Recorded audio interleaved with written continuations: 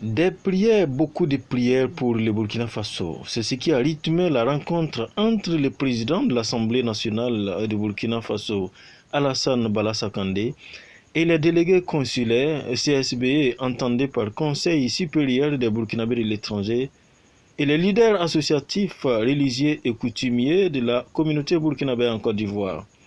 C'était au consulat général du Burkina Faso à Abidjan Plateau, en présence du 5e vice-président de l'Assemblée nationale, Moussé Abdoulaye, et de ses excellences Mahamadou Zongo et Benjamin Nana, respectivement ambassadeurs et consul général du Burkina en République de Côte d'Ivoire. Vivre ensemble, problèmes sécuritaires au Burkina, fronde sociale, carte nationale d'identité G5 Sahel, tels ont été les sujets abordés lors de ces tout premiers échanges entre les premiers responsables de l'hémicycle du pays des hommes intègres et la diaspora burkinabé en Côte d'Ivoire. Morceau choisi d'une rencontre empreinte de franchise et de cordialité. À la rencontre de ce matin, qu'est-ce qu'il y a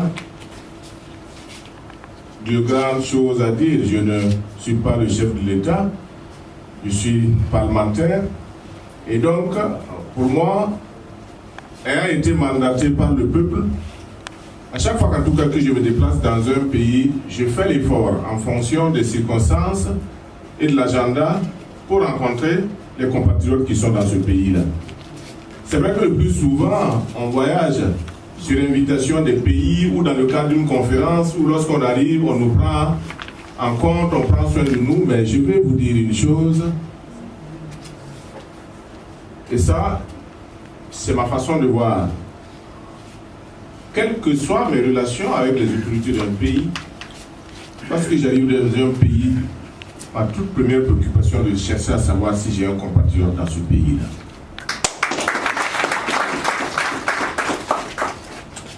Parce que, qu'on soit de familles différentes, qu'on soit d'ethnies différentes, qu'on soit de partis politiques différents, je vous jure que lorsqu'on est à l'extérieur, il y a une seule chose qui nous anime, c'est le fait d'être burkinabé et d'appartenir à une seule nation.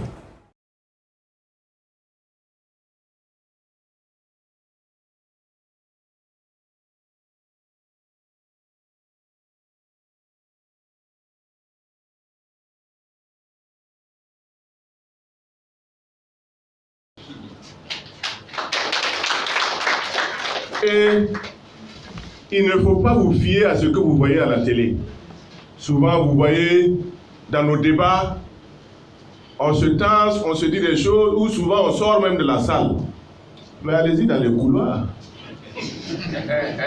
On se parle. On se parle et on est préoccupé par la construction de notre État, de notre nation. Et lorsqu'un député, qu'il soit de l'opposition ou de la majorité, s'il a un problème, il a un baptême, il a un mariage, il faut savoir qu'il y a une solidarité agissante qui se dégage tout de suite autour de ce dernier. C'est ça le vivre ensemble. Et parmi nous, il n'y a pas que les Mossi à l'Assemblée.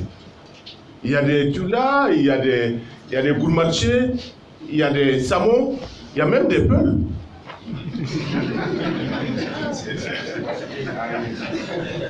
Donc, pas Ménard à Souka, c'est lui qui est Ménard à Souka.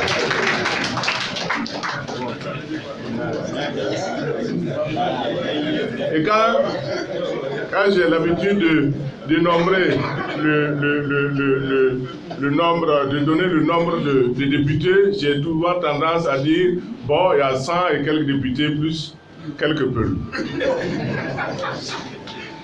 Donc c'est pour dire que, alors que vous voyez, dans d'autres pays, les gens se frappent, ils touchent du bois, on ne souhaite pas. Mais en attendant, en tout cas, à l'Assemblée de Burkina Faso, ça se passe bien avec le concours de l'opposition. Nous l'avons voulu au niveau de la majorité, mais s'il n'y avait pas de concours et l'accompagnement de l'opposition, on n'allait pas vivre ce climat sain au sein de cette Assemblée. Et c'est ce que nous voulons que vous, Burkinabés, vous, Burkinabés, qui êtes au niveau de la diaspora, que vous puissiez suivre cet exemple-là. Parce que c'est vous qui nous avez mandatés Et si nous faisons le premier pas, vous devez faire le deuxième, le troisième et le quatrième pas pour nous accompagner. Il ne faut pas vous fier aux apparences de nous hommes politiques, ou du moins des politiciens. Ils vont tourner, ou du moins nous allons tourner chez vous notamment, pour vous dire ne pas accepter ça, ça c'est inconcevable, ne faites pas ci, ne faites pas ça. Or que, si vous prenez les relevés de nos téléphones, vous allez voir qu'on se parle. Mais quand on a la télévision ou les photographes en face, il faut montrer un horizon. Non. C'est nous qui devons travailler à faire en sorte que les populations à la base puissent collaborer, puissent travailler dans l'union et la fraternité. C'est ça notre rôle premier. C'est le rôle premier d'un homme politique. Le rôle d'un homme politique n'est pas de venir diviser la population. Le rôle premier d'un politique n'est pas de créer ou d'entretenir les germes de la division. Aujourd'hui, vous voyez que notre pays est confronté à des problèmes de terrorisme. Aujourd'hui, de façon éhontée ou erronée, on accuse souvent une ethnie. Mais j'ai dit non, aujourd'hui le terrorisme n'a pas d'ethnie. Le terrorisme n'a pas de religion. Le terrorisme n'a pas de sexe. Le terrorisme n'a pas d'âge. Je dis ça pourquoi? Ça n'a pas d'âge parce que il y a des vieux, il y a des vieilles, il y a des jeunes qui sont des terroristes qui attaquent le Burkina. Le terrorisme n'a pas de sexe parce qu'il y a des femmes et des hommes au niveau des terroristes. Le terrorisme n'a pas de religion parce que ceux qui sont des terroristes ne sont pas uniquement que des musulmans, il y a du tout. Enfin, j'ai dit, le terrorisme n'a pas une ethnie. Parmi les terroristes, vous retrouvez des Mossi, vous retrouvez des Gourmarchés, vous retrouvez des Peuls, vous retrouvez un peu de tout. Il paraît que Yaras Membe Soukala, un peu mieux quoi. Donc c'est pour vous dire qu'aujourd'hui, le terroriste, c'est quelqu'un qui est contre la vie. C'est quelqu'un qui est contre le Burkina Faso.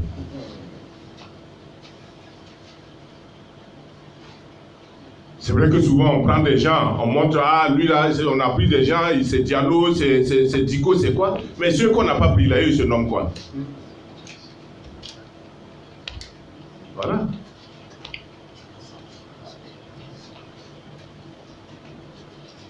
Donc c'est vous dire que il ne faut pas que nous faisons le travail à la place des terroristes.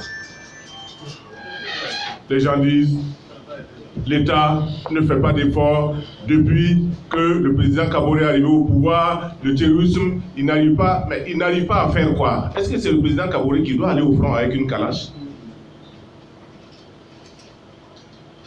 Ce n'est même pas son rôle, même si c'est le chef suprême des armées.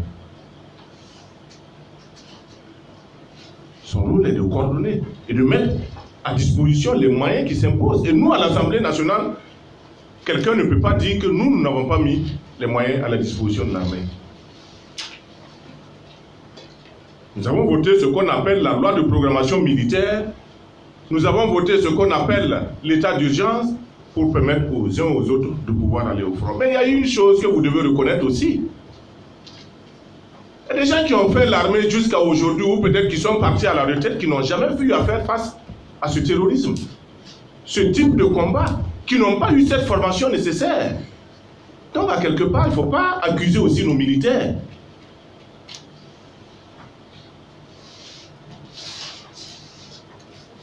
C'est comme un chauffeur, on l'apprend à rouler, mais on ne lui a jamais appris à faire marche arrière.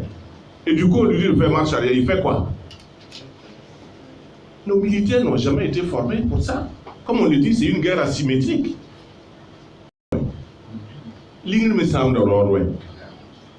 Et donc, c'est petit à petit que nos militaires vont se mettre à ce niveau-là. C'est petit à petit qu'ils vont acquérir les techniques de combat contre le terrorisme. Ça n'a jamais existé au Burkina.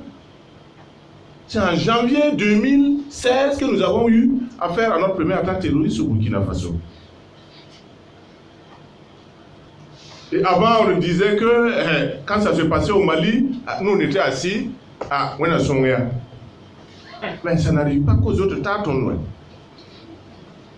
Et je dis, quand je me déplace, que ce soit à l'extérieur, même tout récemment à Moscou, j'ai dit des pays comme la Côte d'Ivoire, le Bénin, le Togo, le Ghana, tous ceux qui sont au niveau du littoral ont intérêt à aider les pays du G5 Sahel à lutter contre le terrorisme. Parce qu'aujourd'hui, le Burkina Faso est comme une digue. Et mi barrage digue, ouais. Barrage Cobra.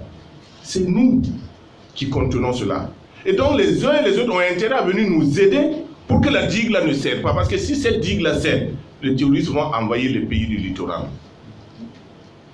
Et s'ils envahissent les pays du littoral, soyez sûrs, et là je l'ai dit aux Européens, ils n'ont qu'à être sûrs que s'il y a des Africains qui osent prendre le risque de traverser la mer juste pour aller chercher, des hommes honnêtes, juste pour aller chercher de quoi manger, de quoi se nourrir, de quoi vivre, ce ne sont pas des terroristes qui ne peuvent pas prendre ce risque-là pour aller les trouver là où ils sont. Donc le terrorisme n'est pas aujourd'hui une affaire de Burkina Faso. Les gens ont organisé des marches pour dire si dans quel pays, depuis que le terrorisme existe, un pays qui est sorti faire un communiqué pour dire ah, aujourd'hui là c'est fini, le terrorisme on a fini avec. Comme ils disent, c'est quel pays? On accuse les autorités du Burkina pendant que des pays plus nantis, plus développés que nous, même qui fabriquent des armes, sont touchés par le terrorisme. Il y avait combien de morts? Donc, chers Burkinabés, chers compatriotes, pour moi, ce qui est important, c'est de faire en sorte que ce Burkina, que nous sommes nés trouver, parce que nous ne l'avons pas créé, et qui nous appartient tous, nous devons faire en sorte que si nous ne pouvons pas ajouter de la terre à la terre pour faire avancer ce Burkina Faso, nous ne devons pas enlever de la terre à cette terre que nous avons héritée de nos parents et de nos grands-parents. C'est ça qui est fondamental. Prier pour que le pays soit en paix, ce n'est pas voter ou faire l'apologie d'un parti politique. Pensez positivement. Osez espérer que le président puisse terminer son mandat. Dans la paix et dans la culture pour le Burkina Faso, ce n'est pas soutenir un parti. Avant qu'il ne vienne à la tête du pays, c'était un citoyen comme tout le monde. Mais aujourd'hui, il est à la tête, c'est nous qui l'avons choisi. En attendant, même s'il y a des gens qui ne l'ont pas choisi, c'est lui qui préside aux destinées de ce pays. Et c'est pour 5 ans. Les 5 ans, c'est 2020. On n'oblige pas quelqu'un à voter pour Kaboré. Demain, ça peut être Zéphiré, après-demain, ça peut être Ablacé, ça peut être n'importe qui. Mais si nous n'arrêtons pas, quand quelqu'un est là, on est là en train de tirer ses pieds pour qu'il tombe. Vous pensez que s'il tombe, celui qui va prendre là, on va le laisser comme ça? On vous a moi dans le Congo mais d'un ton bas tout.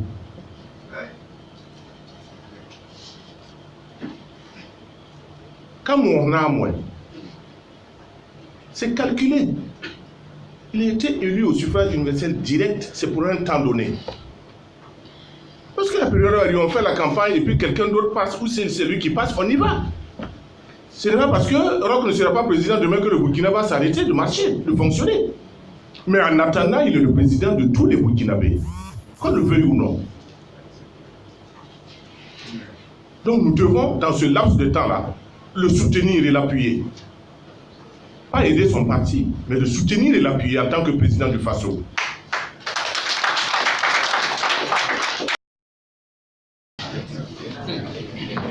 Je voudrais revenir à la question de M. Kindo. Bon. Vous êtes peu, non? Non, les Kindo sont apparentés au Peul. Théoriquement, je ne dois pas pouvoir l'aimer, mais bon, comme c'est un Burkinabé, je suis obligé de faire avec. Au retour à Ouagadougou, je vais dire à Eddie de trouver quelqu'un d'autre. Il n'a qu'à chercher un Yarga pour être le représentant du CDP. Non, c'est pour plaisanter, pour dire, en ce qui concerne l'enrôlement, je crois savoir que les textes n'interdisent pas les enrôlements pour les CNIB et autres hors des enclaves diplomatiques. C'est le code électoral qui prévoit que les élections doivent pouvoir se tenir dans les enclaves diplomatiques. Je pense que l'ambassadeur est là, il pourra confirmer si je me... Parce que je n'aime pas dire des contre-vérités. Quand je ne connais pas aussi, je me dis que je ne connais pas. Je ne suis pas né savant, j'apprends. Des gens ici même qui sont, en termes de connaissances, qui sont mieux lotis que moi. Parce que simplement des gens ont trouvé à un moment donné pour dire que bon, lui, il va être le président de l'Assemblée. Sinon, c'est parce que je connais plus que les autres. Pas parce que je détiens beaucoup plus de connaissances ou j'ai beaucoup d'argent, pour rien. Non. Donc, c'est dire que quand je ne connais pas, vraiment, reconnaissez, acceptez et souffrez que je vous dise que je ne connais pas. Donc, sur ce plan, c'est ce que je peux vous donner comme explication. La loi ne l'interdit pas. Pour la question du G5 Sahel, je voudrais tout de suite vous dire que depuis que le président Kaboré a pris les rênes du G5 Sahel, il a développé des initiatives. Parce qu'aujourd'hui, qu'est-ce qui plombe le G5 Sahel? Nous avons les hommes, mais nous n'avons pas les moyens de notre politique. Nous n'avons pas les finances. Et vous avez vu également que des gens ont promis sur les chaînes internationales beaucoup d'argent au G5 Sahel afin de pouvoir l'amener à développer sa force de frappe. Jusqu'aujourd'hui, les promesses, comme on dit en français, là, la promesse des fleurs n'a pas été... Qu'est-ce qu'on dit là? La promesse des fleurs, ouais, c'est quoi? La promesse des... n'a pas été à la hauteur des fruits. Oui. De plus, nous avons demandé à ce qu'on puisse mettre la force du G5 Sahel sous le couvert du chapitre 7 de la Charte des Nations Unies. Jusque-là, les gens ne veulent pas y aller. On a simplement demandé que ça, pour donner des coups de franche au G5 Sahel de pouvoir démarrer. Mais depuis que le président du Faso a pris la tête du G5 Sahel, il y a eu des initiatives qui ont été développées avec certains pays. Et je pense que déjà les financements ont commencé à arriver. Et pour vous donner une autre information, l'Assemblée nationale du Burkina Faso, pour ne pas vous dire ma modeste personne, a pris en charge aussi les parlementaires des pays du G5 Sahel, qu'on appelle CIP G5 Sahel. Donc aujourd'hui, que ce soit au niveau de l'exécutif, au niveau du Parlement, c'est le Burkina qui en tout cas a la charge pour un an. Et nous sommes en train de faire ce qui est à notre pouvoir pour faire en sorte que chacun de son côté puisse marquer, offrir notre passage à la tête de cette institution. Et je pense que si tout va bien et qu'on arrive à faire les premiers décaissements comme ce qui a été promis, je pense que d'ici là, la force doit pouvoir se mettre en branle et puis aller. Pour le moment, il y a en tout cas des accords entre les pays. On essaye de collaborer non seulement sur le renseignement et sur bien d'autres choses. Et vous savez que pour certains terroristes qui ont agi à Ouagadougou, et le Niger a contribué, le Mali a contribué de façon à ce qu'on puisse croiser les renseignements pour prendre certains terroristes. Donc ça veut dire que c'est parce que les moyens logistiques nous manquent. Sinon, la force, les hommes, toutes les instances ont été mises en place pour le G5 Sahel. Ce que les gens veulent là, ils veulent que nous arrêtons l'éducation. Ils veulent que le Burkina ne se développe plus. Ils veulent prendre une portion de notre territoire.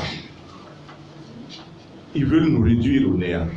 C'est d'ailleurs la raison pour laquelle je dis que nous devons redoubler d'efforts pour nous mettre ensemble, pour lutter contre ceci-là. Parce que c'est eux là, les ennemis du peuple, comme Sankara le disait. C'est les ennemis du Burkina comme ça.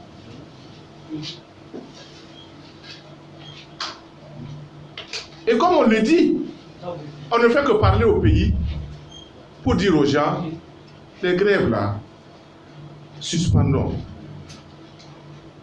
Pendant que des écoles sont fermées, bon, il y a des grèves, ou des tentatives de grève dans le domaine de l'enseignement. Pendant que certains dispensaires sont fermés, on est en train de faire des grèves au niveau de la santé. Et ce que les Moussis disent, ça n'a pas bien le libre. Et je dis toujours, les gens vont critiquer. Moi, ce n'est pas mon problème. Ils peuvent continuer à me critiquer. Les élèves, les grèves et autres dans les établissements publics, la majeure partie, c'est ça. Quand on prend les résultats,